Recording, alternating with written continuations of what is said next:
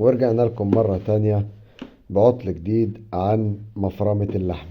مشكلة مفرمة اللحمة، المفرمة دي الأول فرنساوي. هنلاحظ هنا مفرمة فرنساوي ميد ان فرنسا. طبعا المفرمة دي مش من هنا، من خارج مصر. تمام.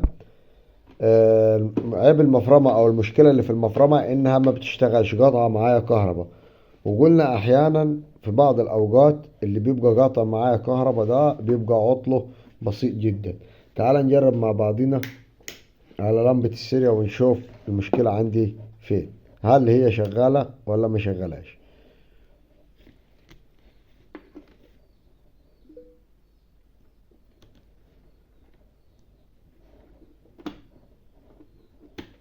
طبعا مفيش عندي اي استجابة خالص للشغل. طبعا المفرمة دي شغالة معايا اتجاهين، شغالة معايا اتجاهين كده. المفروض ان هي بتشتغل، تفرم معايا وبتطلع اللحمة. لو عاوز انا ارجع اللحمة دي تاني كده هندوس دوسة هنا وهنرجع نشغل هنا تاني، ترجع تستمر في عملية الفرم. طيب هنشوف المشكلة معايا فين وهنبدأ نحلها واحدة واحدة مع بعضنا. عندي هنا 4 مسامير، ادي 1 2 3 4. هنبدأ نحل المسامير دي واحدة واحدة مع بعضنا ونشوف المشكلة معايا فين. خليك معايا.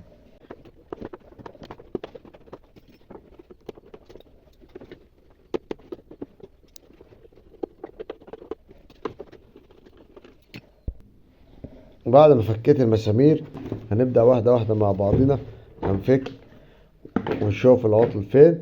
طبعا عندي بسم الله ما شاء الله موتور حاجة محترمة جدا.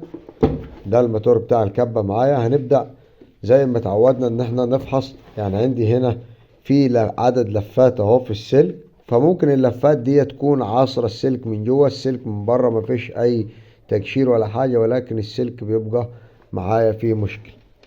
هنبدأ واحدة واحدة مع بعضينا عن طريق كابل السيريا. هنكشف هنشوف هل عندي قطع في الكابل ال 220 ولا لا. طبعا زي ما اتعودنا احنا هندي طرف للكابل كده. لمبة السيريا شغالة معايا، والمفروض ندي الطرف ده هنا وهنا ونشوف هل هو شغال معايا ولا الطرف قاطع. هنبدأ واحدة واحدة مع بعضينا. طبعا الطرف ده كده شغال. هنشوف الطرف التاني معايا اللي هو ده، هنشوفه هل هو شغال ولا لا.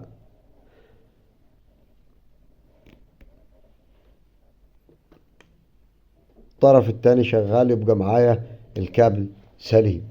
هنبدأ نمشي واحدة واحدة مع بعضينا. معانا هنا المفتاح الداخلي اهو. هنبدأ نفحص واحدة واحدة مع بعضنا. لو نلاحظ هنا ادي فردة الدخول، ولكن الفردة التانية اللي هي رايحة للموتور نفسه فاصلة معايا اهي. زي ما قلت لحضرتك احيانا في بعض الاوقات بتبقى، انا قلت لك الكلام ده في فيديو واثنين وثلاثة قبل كده، الحاجات دي اللي هي بتبقى فاصلة خالص احيانا بيكون العطل بسيط جدا. هنشغل بعد ما نوصل السلكاية دي ونشوف هل العطل عندي هنا ولا عندي عطل تاني. خليك معايا.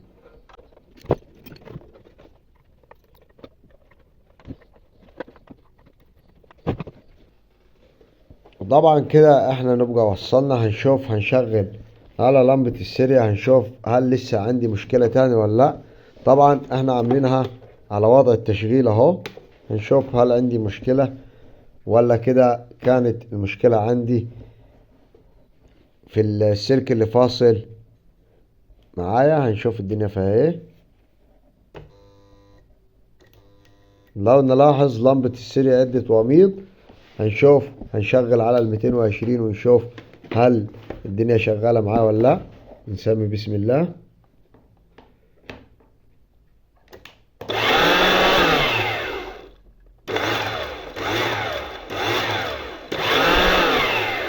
طبعا بسم الله ما شاء الله شغالة مفيهاش اي مشاكل. هنبدأ هنثبت الوش كويس خالص. طبعا عندي هنا 4 أرجل، ال4 أرجل بيركبوا في ال4 فتحات هنا اهو بالشكل ده. وهنبدأ نثبت الماتور مكانه كويس خالص.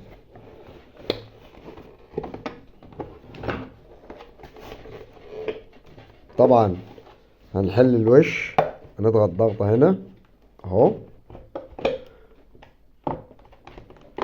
ونبدأ نفك الوش سنة كده، ونبدأ نثبت مع بعضينا واحدة واحدة.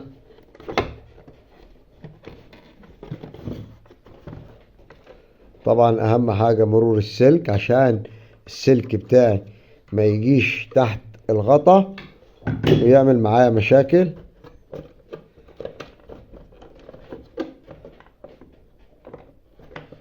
هنبدأ نقفل الوش كويس، ونراعي ان الجوار راكب كويس معايا عشان الوش يثبت مكانه ما يرجعش تاني.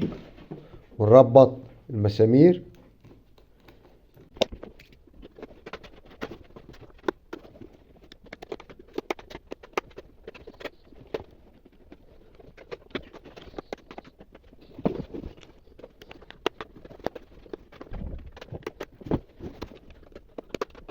وبالشكل ده نبقى احنا كده قفلنا الكبة بتاعتنا، ربطنا المسامير اهي وقفلنا الكبة. هنبدأ نشغل ونشوف هل هتشتغل معانا ولا لا. هنشوف الدنيا فيها ايه، خليك معايا واحدة واحدة. طبعا زي ما قلت لك دي شغالة اتجاهين، يعني لو لاحظنا كده اهو،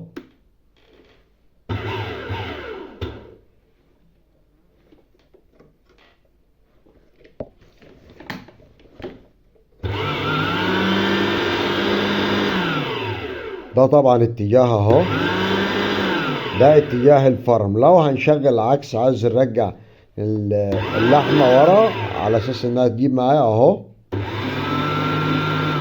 كده، هي بترجع اللحمة اللي في وش المفرمة وترجع بتحمل كده، بتضغط معاك وبتشتغل وبتطلع اللحمة.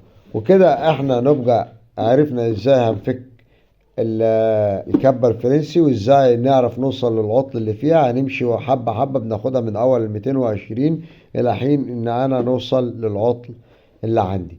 وكده احنا نبقى وصلنا لنهاية حلقتنا النهاردة. سلام.